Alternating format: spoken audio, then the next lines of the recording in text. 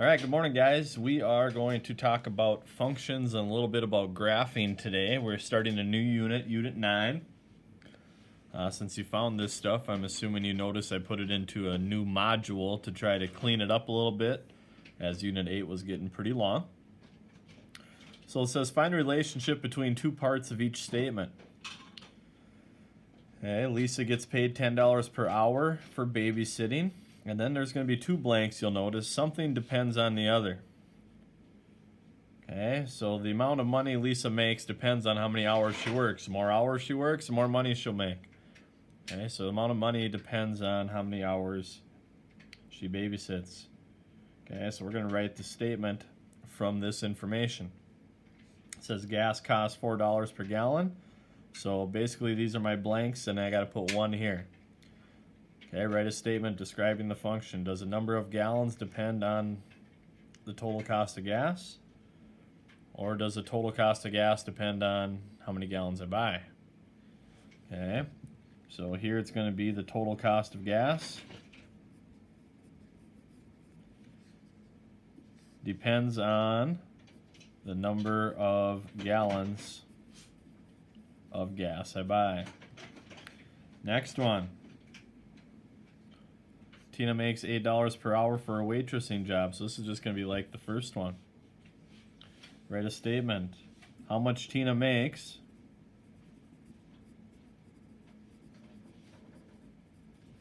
depends on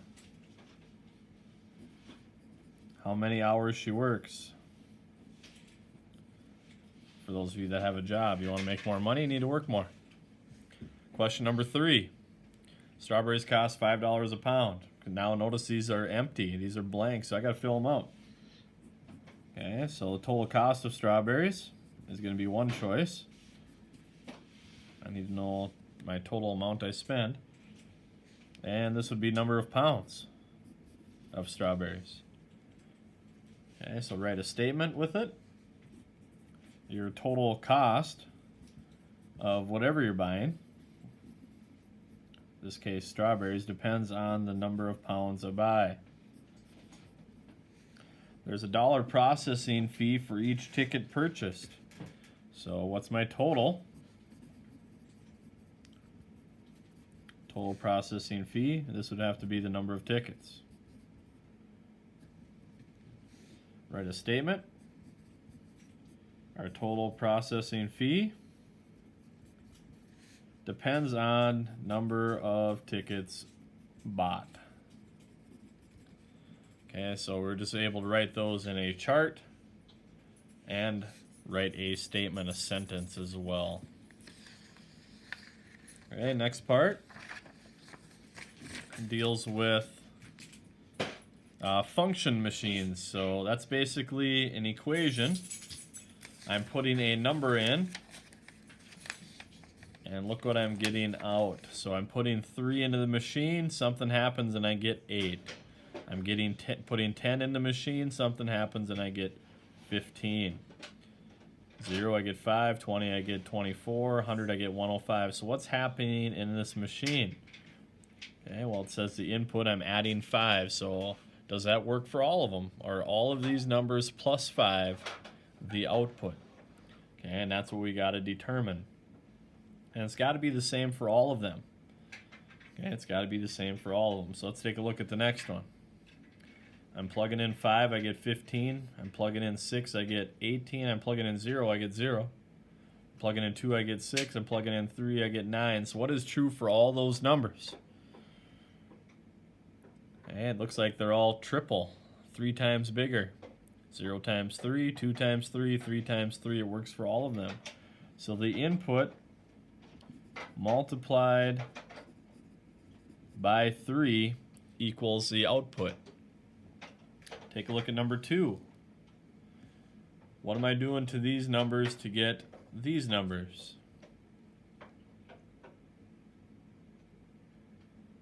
Okay, hopefully you saw that you were subtracting 7. 12 minus 7, 17 minus 7, 9 minus 7, 7 minus 7, 107 minus 7. And the last one. what am I doing to these numbers to get here? So I'm inputting 15 into the machine. What's happening to give me 3? And maybe you say, well, that's minus 12. Well, is 40 minus 12 8? No, so then I got to try something else. How else can I get from 15 to 3? Okay, and you are dividing by 5. Again, it has to be true for all the numbers. Okay, the final set of notes.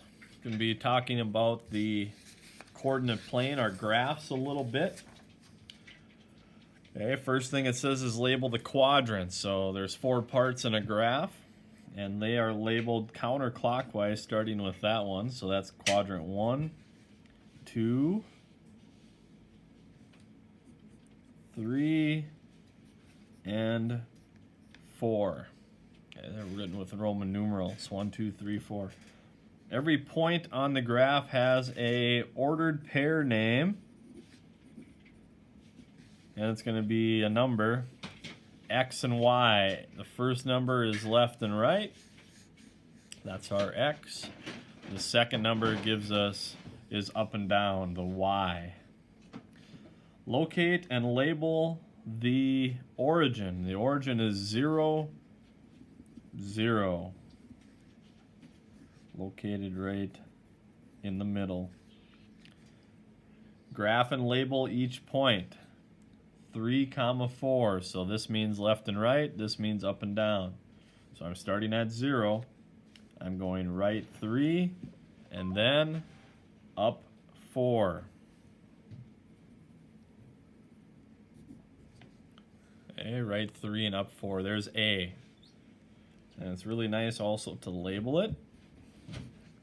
The point, in case your dot is kind of in the middle.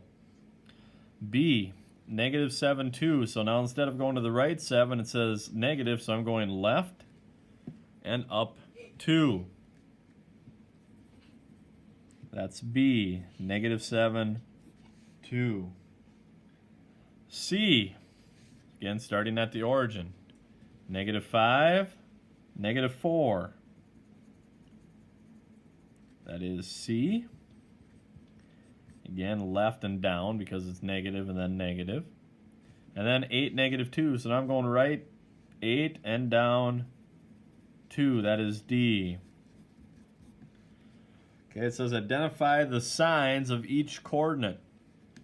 Okay, so this one, the both are positive. So any number, any coordinate, any ordered pair that's both positive will be up here. This one, notice how the first number is negative. Anytime the first number is negative and the second is positive, it will be in quadrant 2. Third one, they're both negative. So anytime both numbers are negative, it will always be down here. And the last one looks like it's positive and negative. Anytime the number is positive and negative, it will be down in quadrant 4. Now sometimes you might see a 0. Let's say it had 0, 8. Some people get confused, but this is still left and right. So 0 left and right and 8 up. So it would be right on the line, right between quadrants.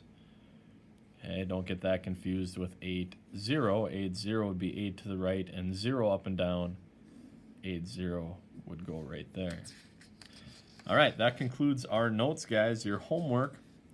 It's 3 pages, kind of spread out when I have some bigger problems and graphs on there.